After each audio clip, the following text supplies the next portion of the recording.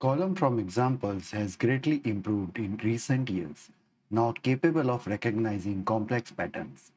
Below is the list of 100 names. Our goal is to establish unique system login IDs for every employee. In this case, we want to create a login ID using the last name followed by each user's first name. For example, Harry F. Milarde's login ID should be Milarde Harry.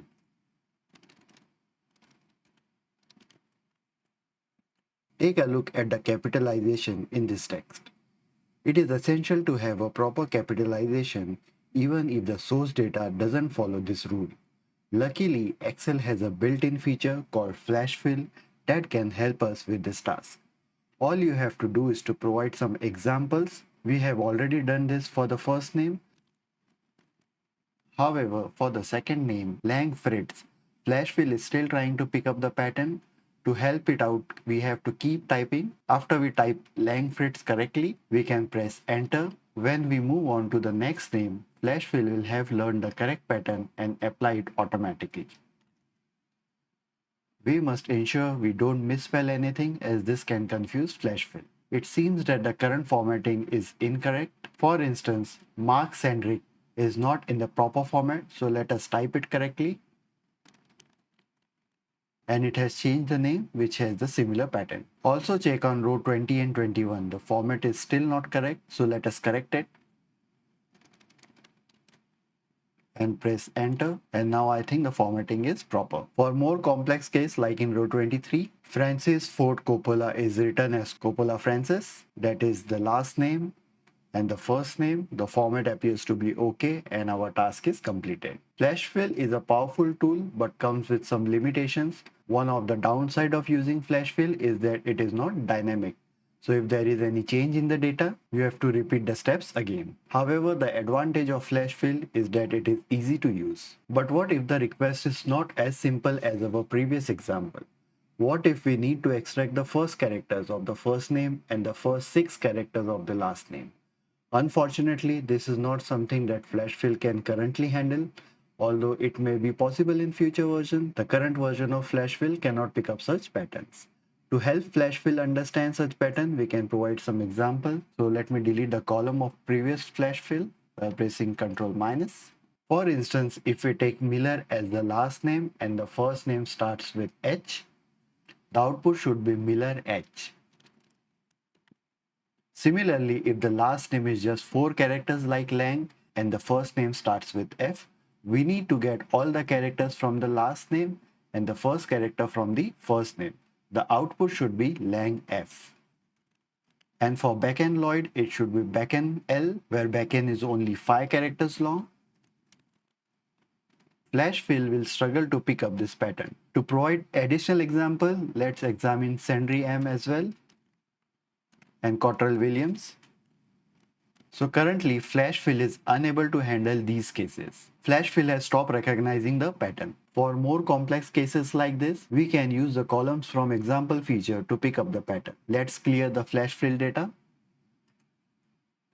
Let's click anywhere inside the dataset and go to Data tab, and from Table Range, ensure that my table has header is ticked. Press OK. In this step, we need to name the final table we create. So let's name it Table from Example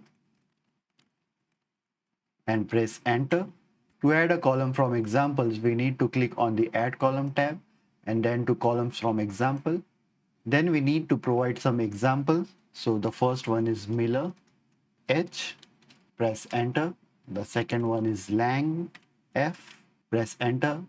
Now notice that column from examples has picked up the correct pattern. Next, we need to look at the formula bar. There we can see the Power Query has written a formula for us. At this point of a time, the formula seems accurate because we were planning to take out the 6 characters and it has detected 6 properly. But we need to fix the capitalization of Sandry M as it is not in a proper case. So I will start typing Sandry M as I need in proper case. And once I press enter, Power Query has automatically modified the formula to include a proper case. Now let's examine the name Francis Ford Coppola. So it appears to be correct. If we take a closer look at the formula, we can see that it is quite complex. However, we can simply accept it as it was generated by Power Query's column from example. So press OK. At this point, we need to decide whether or not we trust this formula to apply correctly to future names. This decision depends upon your knowledge and experience with Power Query. If you examine this code and determine that it correctly selects the expected numbers of characters from the last name based on your desired length, then you can trust it. For example, if you change the length parameter to 4 and run the code, you can verify that it selects 4 characters from the last name. If it behaves as expected, you can trust the code and confidently proceed with it. Let me change this to 6 again. If you are not entirely satisfied with the formula generated by the tool and would like to try other transformation, feel free to do so. It is essential that you feel comfortable with the version you choose. Now let's create an alternate version. But first, let us transfer this to Excel worksheet. So I don't need this column. I will just delete this, change this to login ID, press enter. Go to home tab, close and load to in existing worksheet, and I will paste my data over here. Press OK. To create a duplicate of our previous query, as we need to follow the same initial steps, so begin by double clicking on the existing query, and by selecting the query, right click and duplicate. Name this to table alternate by pressing F2 and press enter. Delete all the contents from the query as we don't need the change type here. So right click and delete until end. So we'll start again from the beginning. We have attempted similar transformations in my previous videos, so this should not be difficult. To extract the first name and last name from an employee's name, we need to split the full names at the last name. Notice that some employees have middle names also, so we can't just split at the first space. We will use split column by delimiter function to do this. So go to transform, split columns, and by delimiter. We will choose the delimiter as space, but I only want to split the last name, so I'll select the rightmost delimiter and press OK. So that complete the split of the last name, and I'm going to skip the change type as of now.